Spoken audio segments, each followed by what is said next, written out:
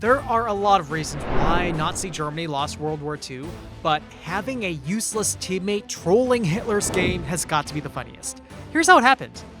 October of 1940. Hitler is forced to admit defeat for the first time after losing too much of his precious Luftwaffe pilots to the British Royal Air Force. And hey, stuff happens. Perhaps he'll just leave the British alone for a bit and focus on conquering the Soviets. Unlike the First World War, America hasn't entered the fight yet, so he still had some breathing room. Hitler needed to use this extra time to take a step back and really get his shit together for a brutal war against the Soviet Union. Well, that's too bad, because Hitler's dear ally Mussolini of Italy just screwed up all his plans by attacking Greece completely out of the blue. And sure, I guess that tends to happen in a world war, but Italy wasn't even winning. No, the Italians were getting absolutely wrecked by this tiny country that they invaded in the first place. Hitler had no choice but to accept this mandatory side quest, put a pin in his invasion of the Soviet Union, and head south to rescue his stupid, useless teammate.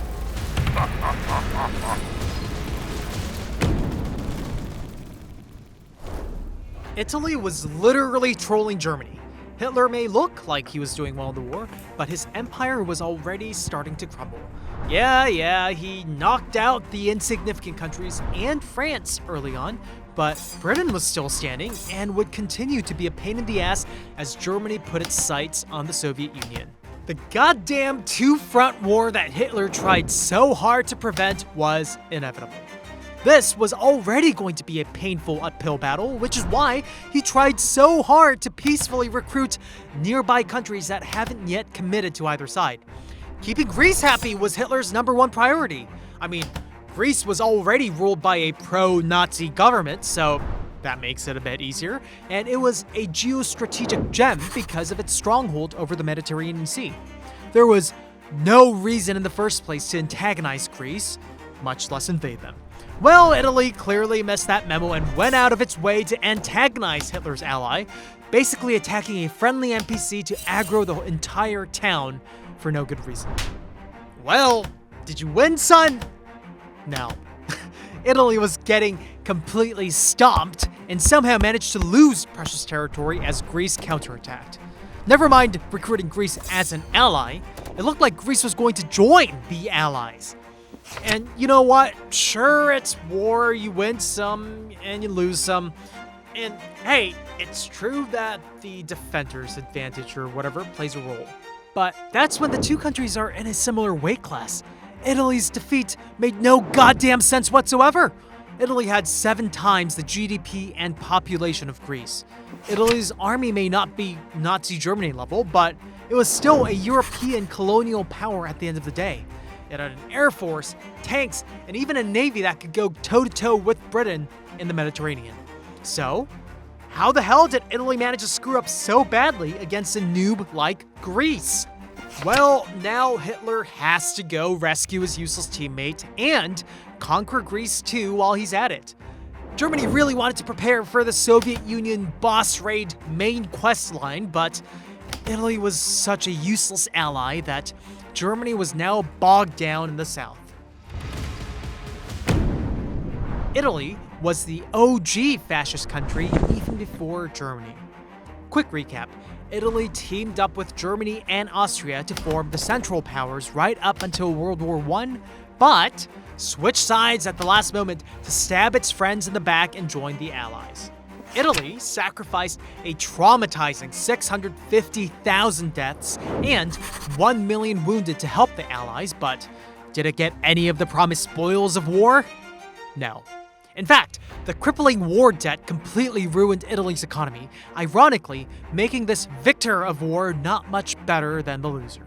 Italy was in a state of utter chaos, which is why someone like Benito Mussolini was able to whisper resentment into his people and take control of the entire country. Mussolini formed war fascios out of the disgruntled veterans of World War I, sprinkled in a healthy dose of nationalism to create the National Fascist Party. The dirty work was left for the Black Shirts, a gang of political thugs that were more than happy to brutally bludgeon any traces of communism out of the opposition for the sake of national pride.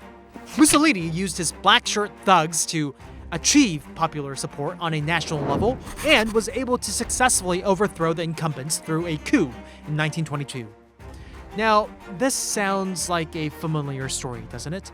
Well, that's because Hitler and his Nazi party learned from the best. Hitler was so inspired by Italy's story that he tried to start the beer hall putsch, which backfired horribly and sent him to jail, only for him to seize power through elections a few years later. If you followed Hitler's story through our World War II series up to now, you could probably guess how Italy under Mussolini was going to act. I mean, totalitarian, authoritarian states have a tendency to follow the same pattern eventually. Hitler cried out for his glorious Lebensraum, while Mussolini cried out Spazio Vitale for the rebirth of the legendary Roman Empire. And of course, Mussolini started to look for weak neighbors he could most likely beat the shit out of. The first country on Mussolini's kill list was Ethiopia. Little known fact, Italy actually tried to invade Ethiopia 40 years prior and failed big time. Italy won the humiliating title of the only European colonial power that got wrecked by an African country. So, in 1933, Italy commences another invasion of Ethiopia after extensive preparation to cleanse itself of that dishonor. And yeah, it wasn't a cakewalk, but Italy managed to win anyway and establish the Italian East African colony. But not so fast. Britain and France start harassing Italy about how it's immoral to invade another country or some bullshit, and sanction Italy's limping economy. Goddamn hypocrites! Italy's getting really resentful. What about my promised spoils of war? Why don't you give up all your colonies then? What about me? I helped you win the war, remember? Why the double standard? Why are you making my life so goddamn difficult? What about me? This is when Italy really spirals out of control, already tilted to hell and back. Hey, would you look at that? A kindred spirit called the Nazi Party started to pop up in Germany around the same time. Like minds think alike, huh? Italy now wanted nearby European countries to feel its wrath instead of random African ones. While Hitler was gobbling up Austria and Czechoslovakia, Italy was raging in the Spanish Civil War and attacking its next-door neighbor, Albania. The biggest difference between Italy and Nazi Germany was that Italy was just straight up bad at war. Yeah, Italy managed to overpower Ethiopia and Albania just by kind of sitting on them through pure difference in mass, but its horrendous performance against other countries made everybody wonder how it was considered a European colonial power in the first place. Italy's legendary lose streak starts in France. Remember how Germany put France on life support in June of 1940? Well, Italy had the bright idea of last-hitting France, and fair enough, but it got absolutely slaughtered by the comatose French army in the legendary Battle of the Alps. While any normal leader might use this disgusting defeat to pause for self-reflection or whatever, Mussolini is a literal embodiment of no half measures at this point. To be fair, the "oh, my allies will take care of me later" kind of complacency was what screwed over Italy in World War I, so you can kind of see his reasoning. The next place Mussolini decides to attack to prove his contributions is Britain's colony, Egypt. Surely the Brits would be too busy fighting off the German Blitz to care about this Middle Eastern colony. Considering how Italy already had the colonies in Libya and East Africa, Italy could get the rich oil fields and connect all its colonies if it could just take Egypt. Mussolini gathers 250,000 soldiers just 3 months after that defeat in France and sends them to Libya to reclaim the honor of the Roman Empire. His enemy? Just 36,000 British soldiers stationed in Egypt, and half of them not even combat units. Surely this would be an easy victory. I mean, there's no way this European colonial power loses here, right? Oh, Mussolini. Mussolini was so confident that this would be an easy victory that he just moved his soldiers 100 kilometers into a hot, harsh desert to attack Egypt with no supply plans whatsoever. Sure enough, his supply lines completely collapsed and his gigantic army was stranded in the middle of nowhere. to troll his team even harder. He gathers whatever troops he could scrape together to attack Greece 1 month later. Hitler begged, and I mean groveled, for Mussolini to stop needlessly drawing aggro, but Mussolini wasn't paying attention because, remember, he needs to make a name for himself. To Hitler's hysterical dismay, Italy ended up getting completely stomped on both fronts. In Egypt, Britain waited out the Blitz, regrouped in Egypt, and counterattacked all the way into Italy's Libya. In Greece, the Italians were somehow getting obliterated by their tiny opponent and frantically retreated all the way into Italy's Albania. Now, after screwing it all up, Italy desperately asks Germany for help. Germany, already super stressed out about a two-front war, ended up having to deal with 4 goddamn fronts because of Italy. Why? Why, in God's name, was Italy so bad at war? Germany was a new country too, but you don't see them shitting the bed like this. Well, that's because Italy wasn't even a proper country back then. Not really. It was more like South Italy getting occupied by North Italy and hating every second of life instead of a cohesive national Italian identity. So it's not really a surprise to see the Italians not really working with or even liking each other. And yes, Italy was still technically a colonial power, but its military force was just plain out pathetic. I mean, its GDP was $1.4 billion with a GDP per capita of $3,200, so a bit broke compared to everyone else.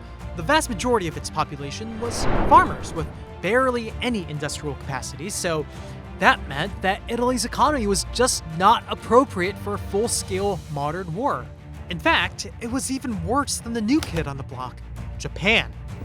A wise leader may overhaul his country's industry and have a strong base before starting a few wars, but Mussolini was too busy starting all sorts of wars to care about domestic issues. Italy was really struggling because of World War I to begin with, but Mussolini insisted on doing stuff like putting down a rebellion in Libya, invading Ethiopia in 1935, and intervening in Spain's civil war. Mind you, this intervention wasn't just sending equipment and military advisors like Germany did. Italy intervened with 80,000 soldiers and fought this civil war as if it involved Italy, which it didn't.